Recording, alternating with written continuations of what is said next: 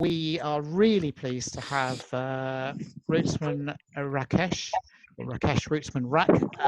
He's going to be leading us on a session on working with ground cover in your forest garden. So, Rakesh, can I hand over to you? And thanks very much for being with us tonight and supporting us. Okay, can I invite you to make me a co-host or something so I can share my screen? So yeah, while that's happening, yeah, welcome everyone. Thanks everyone for coming. Still saying host is disabled, participant screen sharing. You keep talking, Rakesh. I'll manage at this end. Okay, cool. So yeah, so today's session is all about ground cover. All right, maybe I'll introduce myself. By the way, I'm hearing someone having a really nice, tasty dinner, I guess. Perhaps someone can, if everyone can mute themselves, that'd be lovely. You're making me hungry.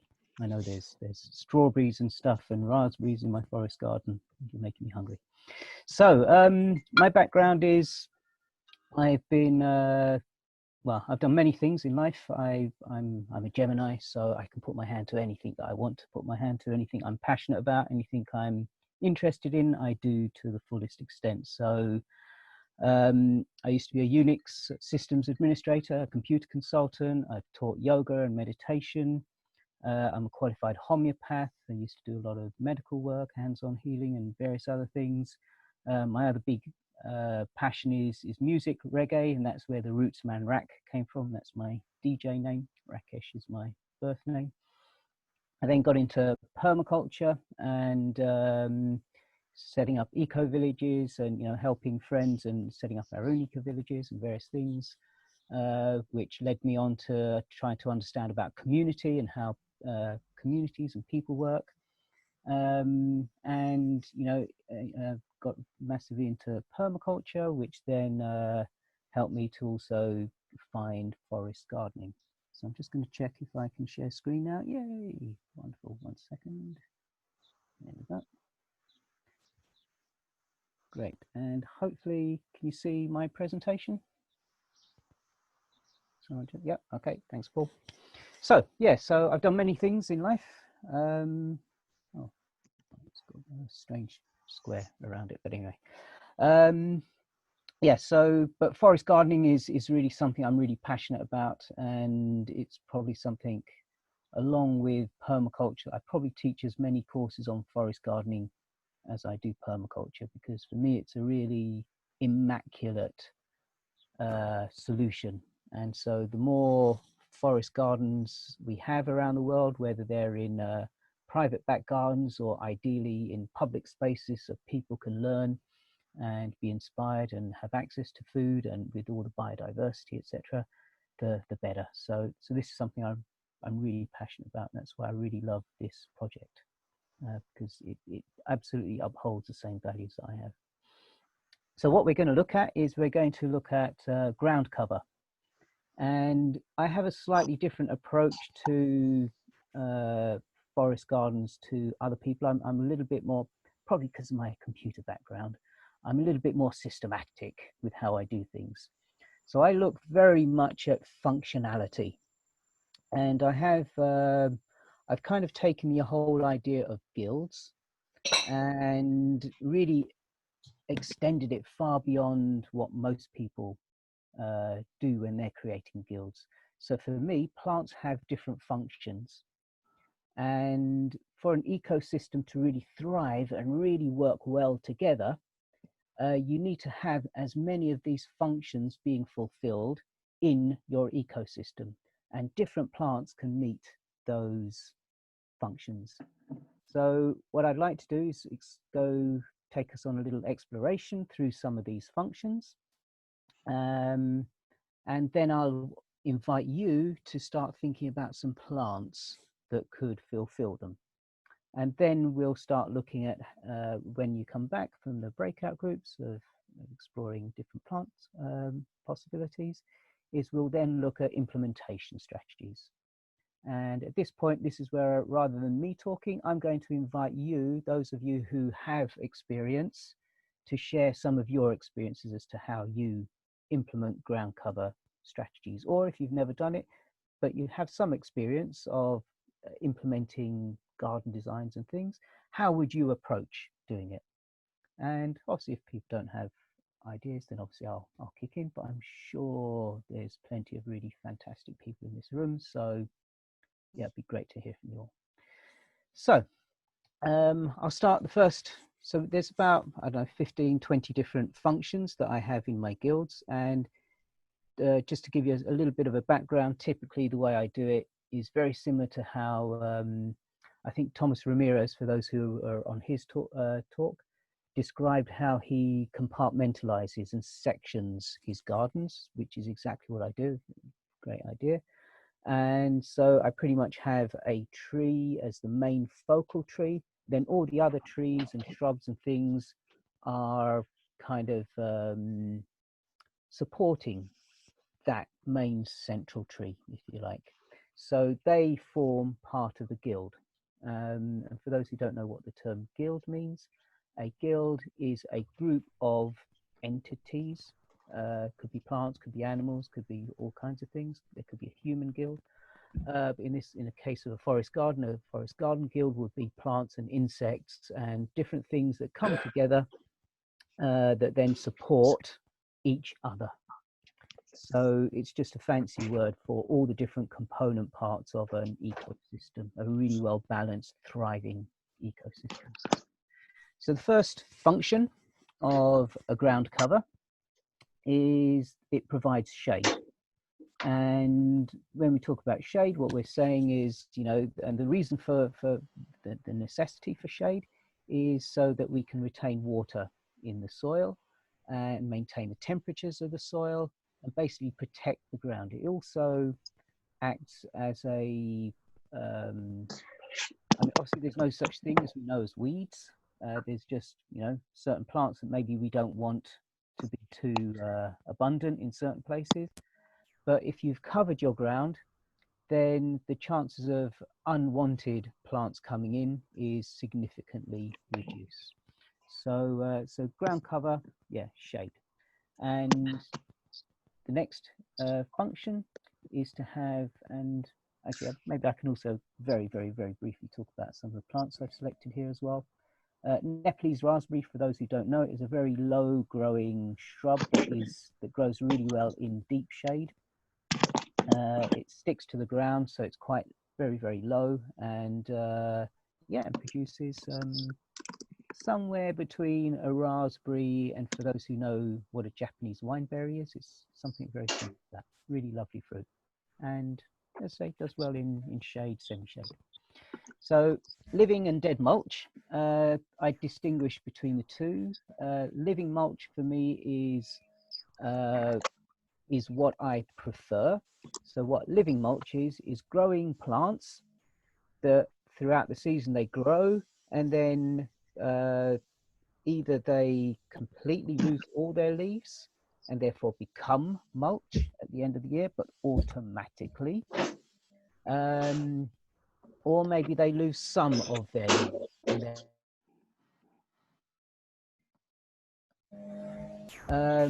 As opposed to dead mulch, which is when you actually actively go and harvest something, possibly let it dry even, and then move it. But I'm still getting a lot of noise from a lot of people, so I'm hearing a lot of movement of mouses and various things. I think you've accidentally unmuted yourself and unmuted everybody. Sorry. Yeah. Thank you. So yeah,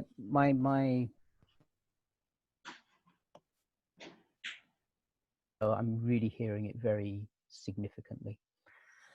So yeah, so living in dead mulch is really essential. My preference is always living mulch. So thinking about things that grow, produce a lot of foliage, and then die in situ, thereby automatically, without whether you're there or not, it's producing mulch material for you. And the reason for having mulch is obviously it builds humus. it encourages soil life, and it also holds on to and retains water. So another essential one. Another function of the ground cover layer is food. So, but it's not just food for me, but also food for wildlife and other animals and other insects. So again, it's about attracting and feeding and nurturing and encouraging. So, so in this layer, we can think about all kinds of different yields that we would want, but also yields that other animals might want as well. And the plant I've selected here is Agapodium, which I know a lot of people are really scared about because it is really prolific. It does spread a lot. But so much of it is edible. You know, the leaves, it's like an unlimited supply of leaves for your, you know, like a kind of spinach. But the part that I don't know why most people don't talk about, but it's actually my favorite part, which is the stem, which tastes just like celery, but without any bitterness. So you've got this unlimited supply of a kind of salad. And so even when the leaves are starting to get too hard to harvest, you can still be harvesting the stems. So in terms of managing it, you manage it by eating it. And you've got this most amazing supply of food. And then, you know, once the flowers come out, oh, wow, what a beautiful sight. I mean, so many insects. It's in the Umbelliferae family for people who know about plant biology, botany. And it's, yeah, so it's a really phenomenal insect attractor. The next one I put here is medicine. So, and, you know, medicine, I truly believe in the concept that, you know, your food is your medicine and your medicine is your food. And so thinking about different plants that can not just heal me when I'm imbalanced, diseased, but also thinking about plants that I can just regularly be taking to keep me fit and healthy. So, so again, we can look at all kinds of different plants. Here I've just selected a really obvious one, chamomile, which I'm sure most of you know. It's really tough. It's really hardy. It's full of all kinds of medicinal properties. The next area is insect attracting, and so yeah. So in order to have a really balanced ecosystem, the more life we have in our system, whether it's in the soil, whether it's scurrying around on the ground, whether it's flying around, the more life we have, as that life, basically life begets life. So there's a saying, a poslovica in Serbian, which says that, you know, a man looking for a place to live finds a rock, turns the rock over. If he sees life underneath the rock, then it's good enough for him. Meaning that if there's life here, then from that life, more life can come. Whereas if the soil is dead, then how is that person going to survive and thrive in this place? So we want, in our forest gardens, we want as much biodiversity as possible. So we're looking at different plants that really can attract many insects. And for those who know botanical, have a good understanding of botany, things in the Umbelliferae family.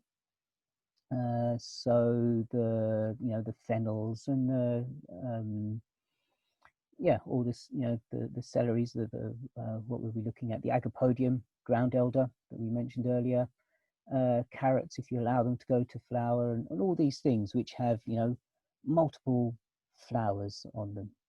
And while many people look at this and if they're not trained will automatically think, that's an Umbelliferae, but actually this is an Asteraceae, which is another really phenomenal family, because while you may see 1, 2, 3, 4, 5, 6 heads, and think, oh, that's 6 flowers. Or you could then look at each of the little petals, each of the what looks like little flowers in each of the heads, and think, oh, maybe you count those. That's how many flowers. It's not even that. If you look at each of those flower heads, the tiny little flower heads, within there, you've got the white petals on the outside, then you've got all this fuzzy stuff in the middle, the creamy coloured stuff in the middle. In there, every single one of those things inside that is a distinct flower. Every one of those petals is a distinct flower. So there quite literally are thousands and thousands of distinct flowers in each of those. And by that, what I mean is each of them will have a all the reproductive systems. You know, they have the male and female parts, they have the ovaries, they have the you know, so they all have a potential to produce seed. So any flower that does that, the asteraceae, the umbelliferæ, these are all really phenomenal plants to have in your forest garden. And you know, and so basically they help with pollination of your plants, they'll help with biodiversity. Probably the key thing that I'm always looking at, so to say, in my guild, I start off with the main functional tree, let's say, the tree that I'm building the guild around. And what I'll look at is what time of the year do the flowers of that particular tree come out. So when does it bud? If it buds in April, for example, what I want all around that tree is I want thousands of flowers that are flowering and fully in bloom in March. So a month before my apple tree, my umeboshi plum tree, my you know, whatever it is, cherry tree has opened its buds, I've already got insects there because I've attracted them. I'll then later on I'll show one of the functions is to also create habitats. So it's not just that they're passing by, but they're also living in my space. So I know as soon as my cherry tree opens, as soon as my apple tree opens, bang, it's pollinated. And maybe 8, 9 years ago, a friend of mine who's an agricultural teacher, we were having a conversation. I was saying, wow, I have no idea what to do with all my apples this year. It's an incredible yield. He said, what are you talking about? There's no apples in England. I said, no, mate, look, I've got so many. I have no idea what to do. I can't process all of these. I'm not sure what to do with them. He said, that's impossible. And he came over and he had a look and he was gobsmacked. And the reason why my apple tree was fully had so much fruit while no one else is because as soon as the buds opened, there was a storm of some sort, and all the petals gone, disappeared. But because I already had thousands of insects already in my space, bang, pollinated. Too late. This system really works. So when we're talking about insect attracting, we're really looking at the time of year of when we really want certain times of the year where we really want a lot of insect attractors. And I say that's at least a month before the main tree that we're designing for is open. As well as attracting insects, we also want to have some kind of repellents. And so this is all, again, it's about balance. So if you just have repellents and no attractors, then you're going to have no life. Or you're going to end up with pests. If you have lots of attractors but nothing to repel, you're going to end up again with some kind of pest problems, too much of one thing. So you want both of these. And the families that are really the most amazing at doing this, imagine anything with a really strong scent. So for example, the mints, anything in the, is it Lamiaceae? I think I keep changing names, but the mint family. So these are all the really strong aromatics. So whether it's sages, whether they are mints themselves, whether it's thyme, rosemary, melissa, all these things with really, really strong scents are really good at either attracting or repelling insects. Things in the allium family. So all the different types of onions and garlics, again, really strong scents, and they also really make make a good repellent as well as attractors. Okay, yeah, let's move on. So the next thing is that's working. Actually, no, I'm going to tell you another really important thing that people have noticed is if you put these kinds of plants, so the mints and the alliums, around your fruiting trees, people have noticed that the type of fruit you get, the quality of fruit you get, is always improved. Now, the rationale or the common thinking around why that is because you're finding this balance of so many different insects. So you get pollination happening, you get, as one thing eats another, insects eat and poop, and they create this really magical soil. And one thing feeds another, then with all the aromatic oils that are in the mints, again, that helps to somehow ward off certain insects that could burrow into your fruit, and therefore making your fruit healthier. And it basically just makes the whole ecosystem much stronger. So it's really, really, really worth thinking about these two as really significant parts of your forest garden. So mints and alliums, important point. So that's largely happening at the kind of ground visible layer, but soil fumigants is pretty much doing the same thing, but under the ground. So what is it that we can do in terms of, things that different chemicals and different things that plants can release into the soil that can help bring about that same amazing biodiversity in the soil of different soil lives? And African marigold is probably the real standout one. As people probably know, it's a real amazing one for balancing the number of nematodes in your soil. Not all nematodes, nematodes get a bad name, they get a bad rap, but not all nematodes are bad. There's, so you need a balance, a good balance in the soil. So an African marigold is a really phenomenal one for that. So the next thing we need to think of are nitrogen fixers, or generally looking at different things that will bring different nutrients in. So as anyone who's ever looked at food growing, the classic NKP, which is relatively superficial in terms of it helps, yes, to grow big plants, but there's all kinds of problems with adding artificial NKP.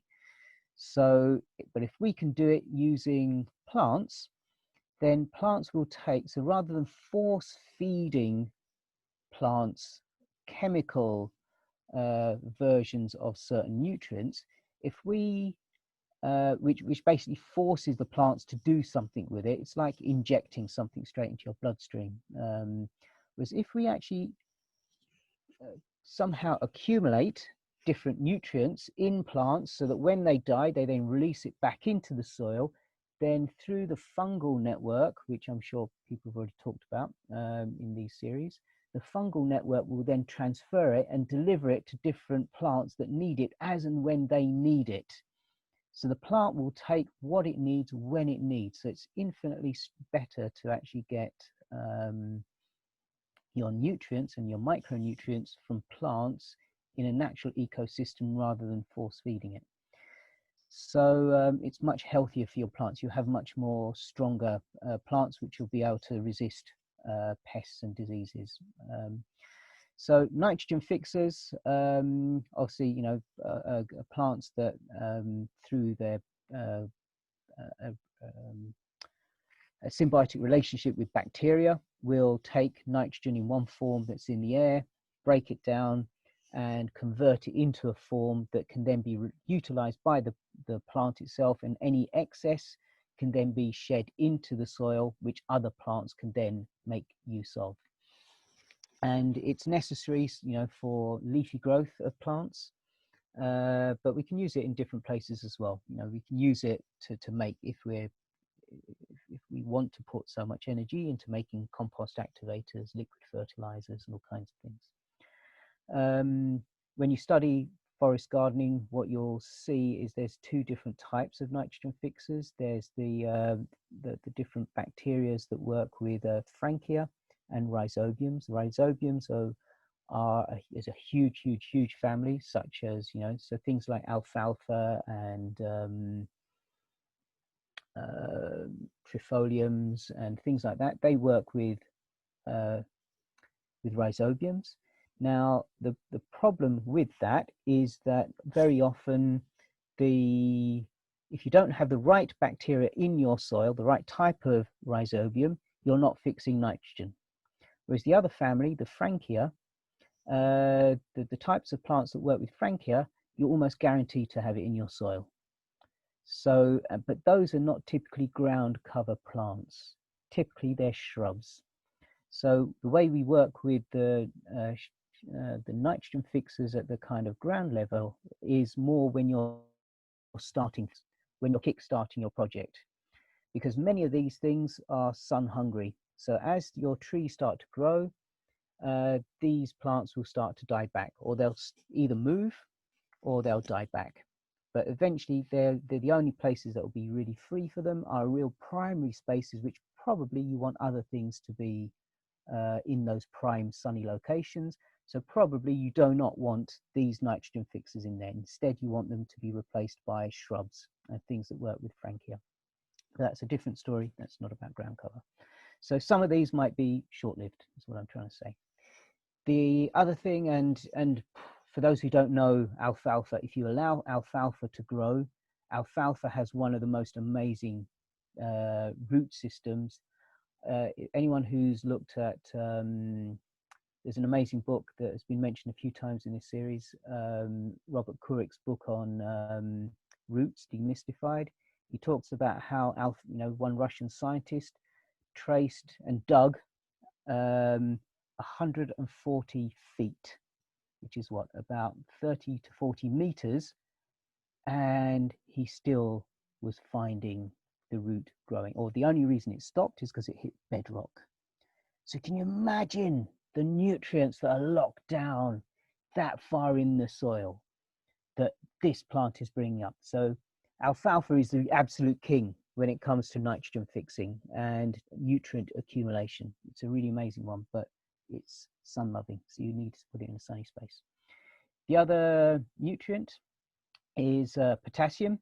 And so potassium is, well, the number one plant for potassium mining is Symphytum, comfrey, for those who know what it is.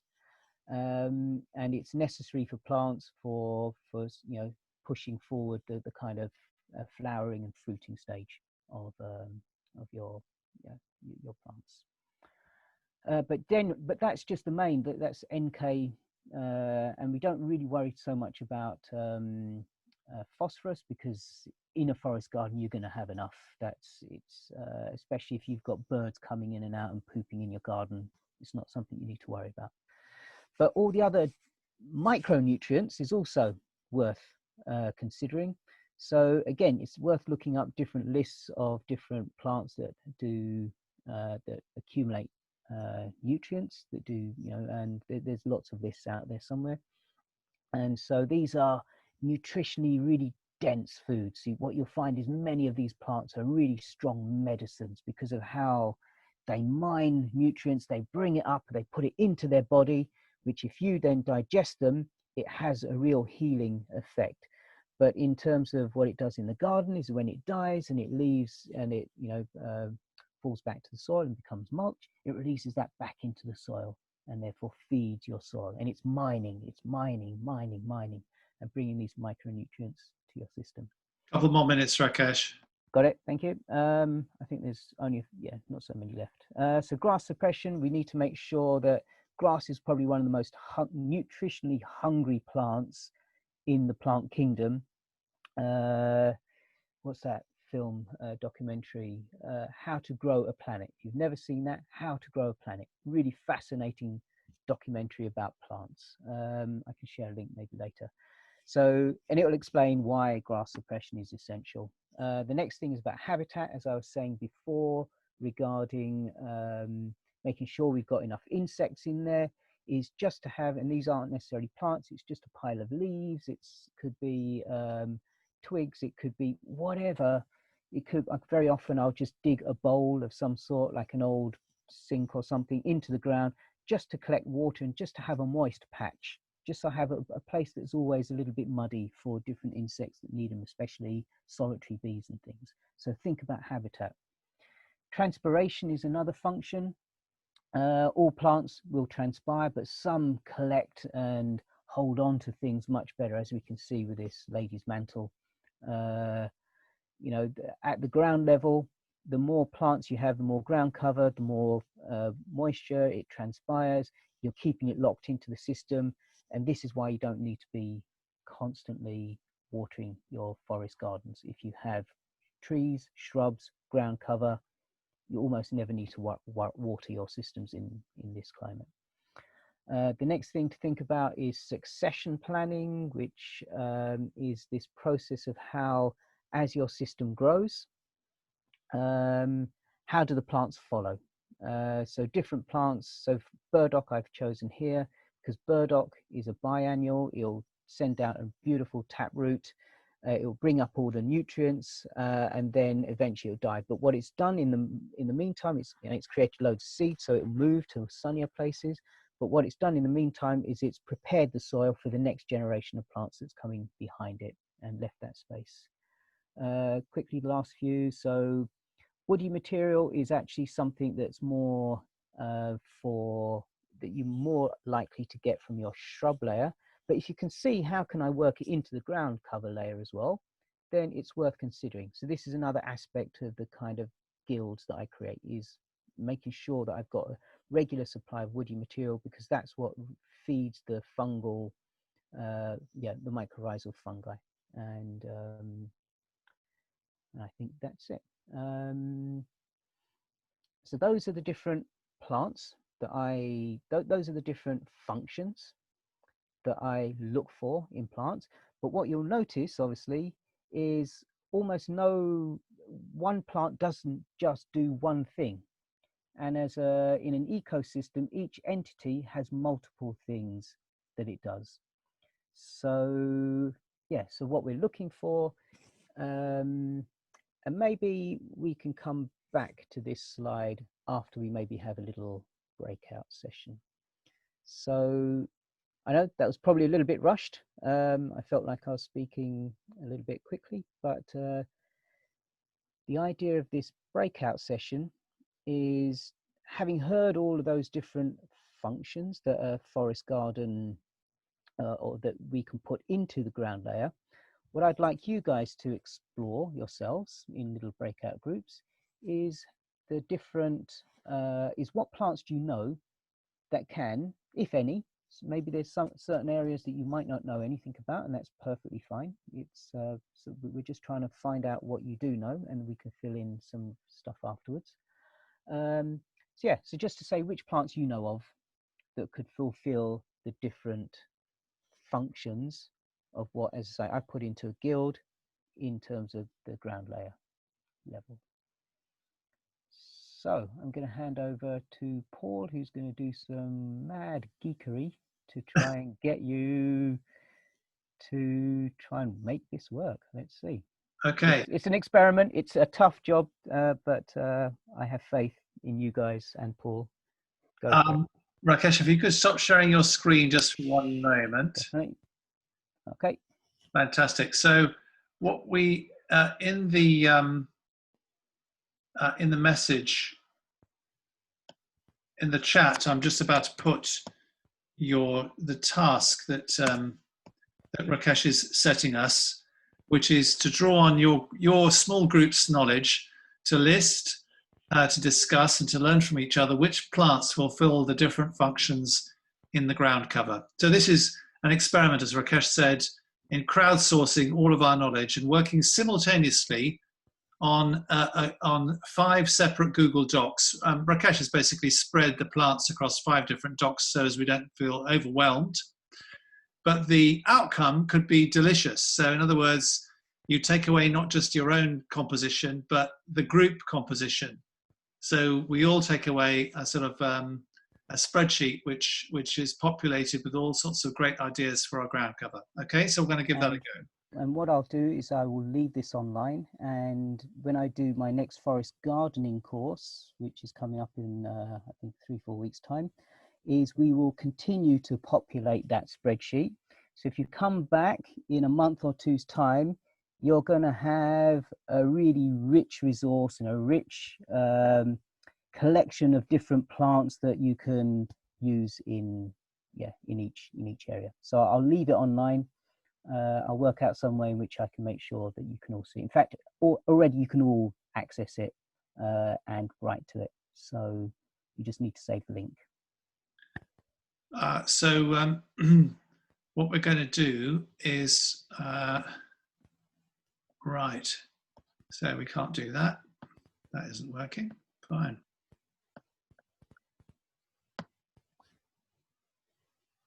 So just bear with me.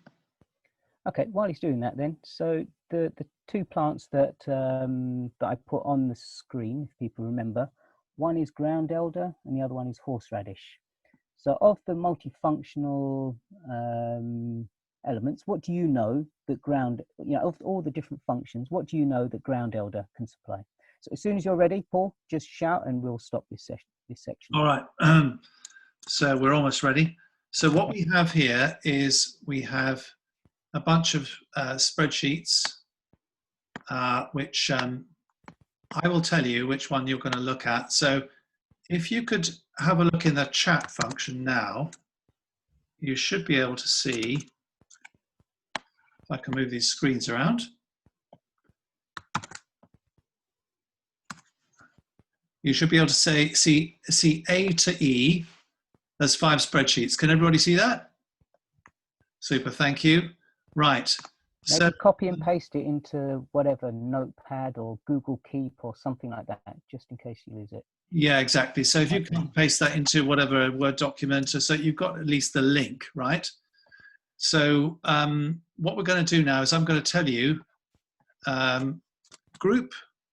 I think we've got a total of 12 breakout rooms. So groups 1, so in other words, Ananda, Ben Hinchcliffe, and others, you're going to be looking at spreadsheet A. Group 2 are going to be, that includes Debbie Kinsella, Jonathan, and Tish, are going to be looking at spreadsheet B. James Yard, Joe Barker, Nikki, Rebecca are going to be looking at spreadsheet C. Annabelle, Dan, Fiona are going to be looking at spreadsheet D. Alice and Sophie, Graham, and so on are going to be looking at spreadsheet E. Okay. We're going to start again. So Esther, Karina are going to be looking at A. Alexandra, Graham, Pam Lukeman are going to be looking at spreadsheet B for Bertie. Lewis, Paul, Pushpa, and Stu are going to be looking at spreadsheet C. Lucy, Nicole, Sophie, and Witch Hazel are going to be looking at spreadsheet D. Jess Southey and Sarah, Robert Walker are going to be looking at spreadsheet E. And then 2 more to go. Francesco, Paula or Paula, Peter and Sean are going to be looking at spreadsheet A. And Julie, Lucia, and Sarah and Fan are going to be looking at spreadsheet B. Good to go? And if you don't remember, just fill whichever one takes your fancy. Yeah. Okay. So I'm going to open all the rooms now. We're going to take about 10 minutes. Have fun with it.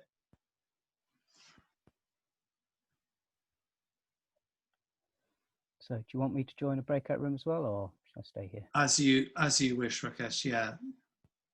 Okay, yeah, why not? Why not?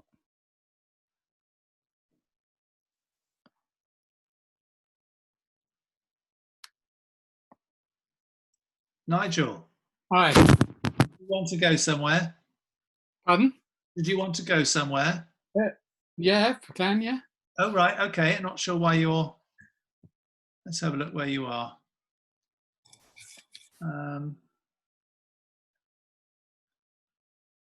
This is the beauty of Zoom. It is about 70 people listed, and I can't see why you're not.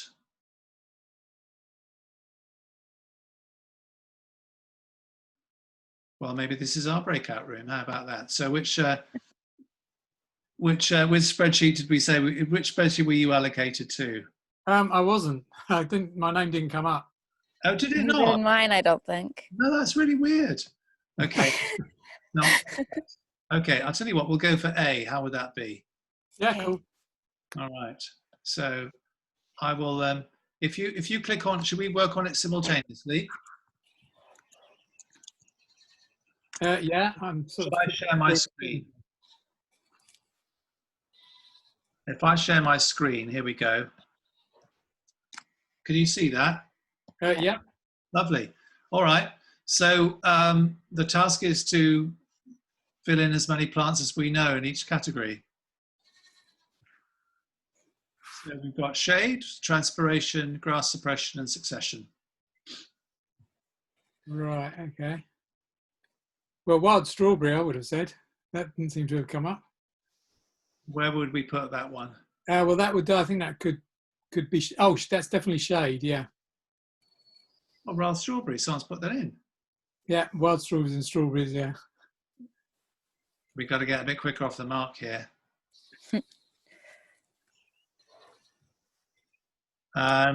Grass suppression. That's one of my questions, actually. I'd love to know. Yeah, because grass does get through. I think it was the creeping raspberry. That seems to be quite good at stopping grass. Do we put that in? I'd Yeah. say clover, maybe. Clover. Yeah. Okay. Oh yeah, someone else has put that in. That's great. Okay. Transpiration. Not sure I know exactly what that is. I think isn't that the kind of the movement of fluid through the plant? Yeah. I wasn't quite sure what Rakesh was getting at there, whether it was catching rain or what. Yeah, no, I didn't get that either. Right. You mean the effects of transpiration? Yeah. Okay. Well, I can put that as a question for him later. So, transpiration. Okay. Mulching materials. Okay, that's good. Yeah. Shall I put in wood chip? Because I've got wood chip worked for me. Yeah. Cardboard. Yeah, that wood chip's good. Yeah. Cardboard.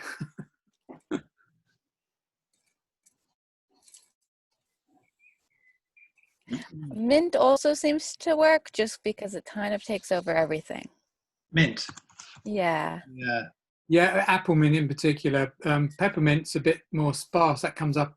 That doesn't seem as invasive, peppermint. Yeah. Yeah. No, apple mint definitely is. Apple mint goes much mad. Yeah.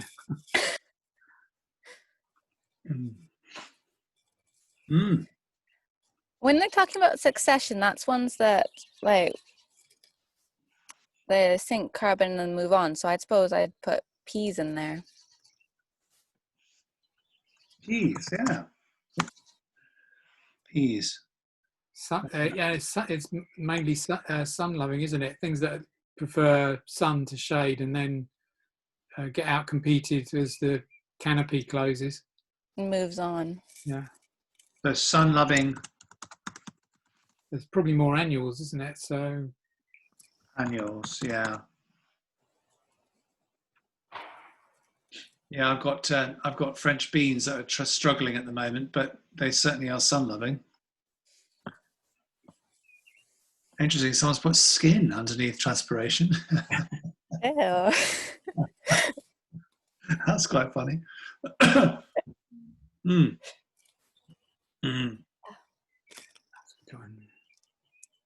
Right. Well, got another couple of minutes. Ransom. So shade. It's interesting. My kale has got massive, so it's creating quite a bit of shade. Yeah. I mean, the large leaf plants like that, like the Good King Henry I've got has created shade as well. Oh, I know what's quite good at what's it? I've got the name of it now. Well, perennial. Yeah, a perennial.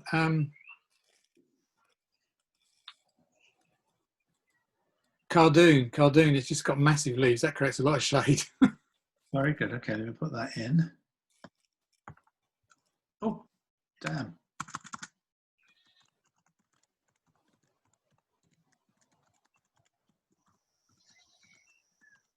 My Good King Henry isn't that big yet. Oh, I've already taken some harvests of our patch of it. But I find the leaves really quite bitter, don't you? Yeah, they're nice fried up in. I think they're having them on their own is not so great. But if they're mixed in with other things, they add a certain, a depth to flavour in stews and things. Yeah, quite. And also fried in butter, they're quite nice. Oh, very good. Okay. I don't think I've heard of this plant. No. No. It was called. I think. Correct me if I'm wrong, Nigel. Lincolnshire spinach. Yeah, or poor man's asparagus is another name for it. Oh yeah. You can eat the shoots like asparagus. When it first comes up in the spring. I wonder if I can grow that here. I'm in Canada, but I'm half English. Canada, that's great. Yeah, I am. Ooh. Yeah. I think we're gonna go back to the main group in 20 seconds or so. Okay. Was there anything else that we thought of? Well, did you? How do I pronounce your name, anyway? Leo. Leo. Yeah. I can't think of anything. Yeah. Okay. Sweet potato. I didn't realize that would stop grass. Sweet potato cross. Oh, yeah. Interesting. Yeah, there are going to be some we might critique here, I suppose, might there be? All right, so I think we need to get back to the main room. Let me get breakout. I better breakout rooms. Oh, 32 seconds. Okay, 30 seconds. It was okay. Fine, very good. Okay. And I've got still people joining as well, so got about 3 screens open. Technically, sorry about that. So we might put a question mark against some of these. Is that right? Well, yeah, I guess so. Then maybe there's some discussion as to, maybe they do more than one role, as it were. Yeah. Okay, I'm going to stop the share. I think we'd probably be right. Really? Okay. Nitrogen. One that brings up iron. Yeah, lupins. Lupins are called a nitrogen fixer. Yay! And so, yeah, they've got edible ones as well. Edible lupins. So as real seeds do an edible lupin? Yeah. Or I don't know if this for sale this year. It was last year when I was looking at it, and sometimes they can come in and out depending on how many they have available. But yeah, it's definitely on their list. Here we are. Wow, brilliant. That runner bean was White Lady. Wow. So I'm going to hand over back to Rakesh now, if I can find him. There he is. Hello. Hey, great. Wow, that was amazing. I was also watching all the different sheets all get propagated, and it's like, wow, you guys really know your stuff. Incredible. Does 1 or 2 people just want to give a quick feedback? Anything they'd like to say about that so far? We'll answer questions at the end, but was there any 1 or 2 people who may want to? Are you planning on going back into those lists to correct us where we're wrong? What we'll do is on the next course I do is yeah, we will look at it again and we'll update them. And So could you possibly send out a link to that course? Is that an online one like this, or a face-to-face thing? The next course we're doing is going to be online. If you can send a link out, that'd be really interesting, please. It's been a very interesting evening. Thank you. No problem. No problem. Okay. Anyone want to feedback about the well, just about, did you learn something really interesting? Was there something that like, wow, I never thought? Anything anyone wants to feedback, or should we move on? I didn't know about the two different kinds of nitrogen fixers. Ah, yes. I didn't know that one was, I thought all nitrogen fixers were sort of nod and rhizobium, you know. Rhizobiums. Rhizobium. Thousands I thought they were all like that. No, this is a big mistake a lot of people make, and so Yeah. you need to you really need to check. So this is why working with actinorhizal plants, which are the types of plants that use Frankia as the nitrogen fixing bacteria, that's why that's the surefire way of getting a nitrogen fix in for your plants. Okay. Rakesh, would so you put some questions to you that have come through in the chat? Should we do that at the end? So there's a couple of things we want to do first. I just want to quickly just sum up one concept, and then I want to ask people about how they would start going about implementing it, and then we do questions and answers. Is that okay? Fine. Everyone okay with that? So the last thing that I'll just leave you with in terms of when we're designing the forest garden layer is the ground cover, is to think about the seasons. So how can you get all of these different yields, these different functions at different times of the year? When is it necessary? Some of them you need all year round. Some of them you only need in spring. Some of them, you know, maybe there's a couple of seasons. So really start thinking about, you know, where do we get our, I don't know, nitrogen fixing? You know, when do I need nitrogen fixing? Do I need it in the winter? Not really. So, whereas I do need it in the spring. Bang! I want to be, you know, getting that leafy growth really going.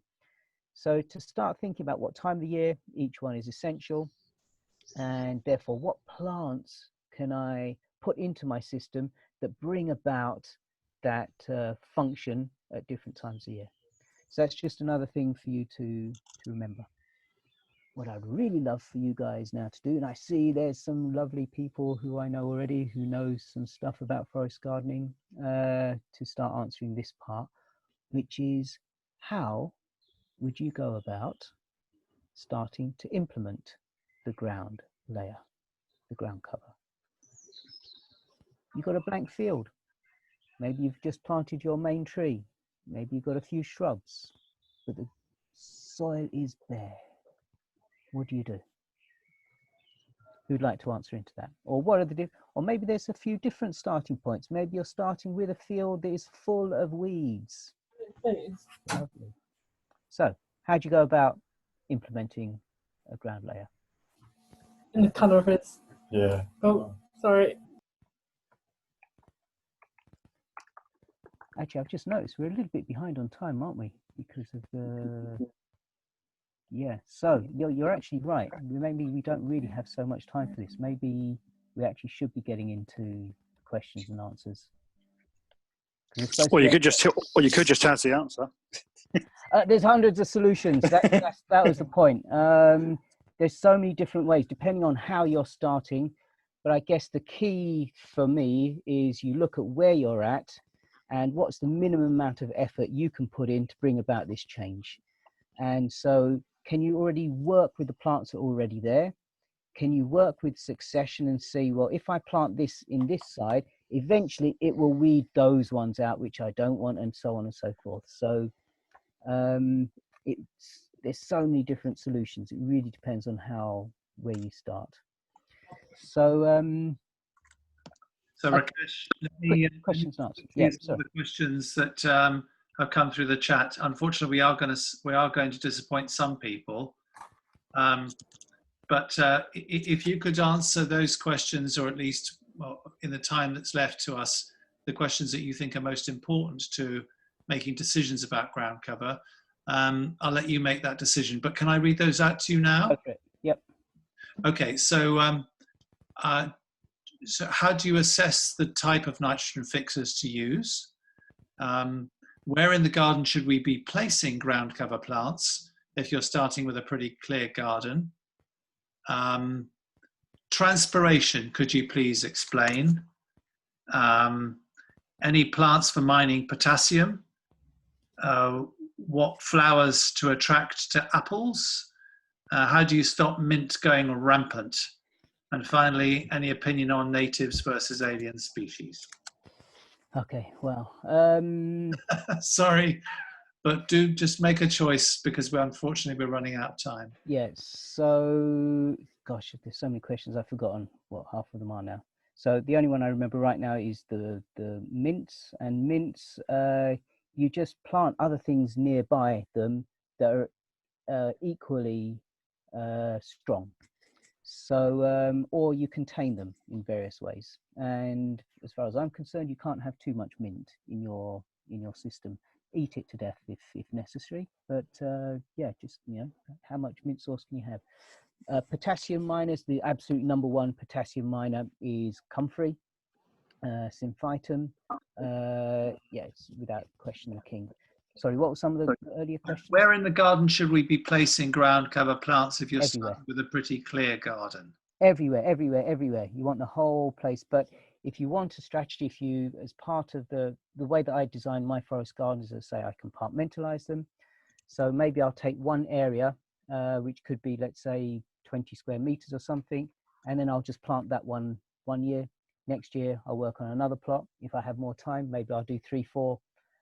But I'll make sure that that part is completely covered. And it's either covered with cardboard and wood chip and stuff with plants that are starting, and knowing that they will spread, knowing that these are the creepers, these are the, you know, so the things like the Nepalese raspberries, these are things like the strawberries, the things that I know will just spread and take over. Thank you very much, Rakesh. Rakesh is sharing his screen, so clearly there's more that he can offer. There are various links there that you can take advantage of. Thank you very much for giving your time this evening. Let's just express in any which way makes sense to us our appreciation to Rakesh.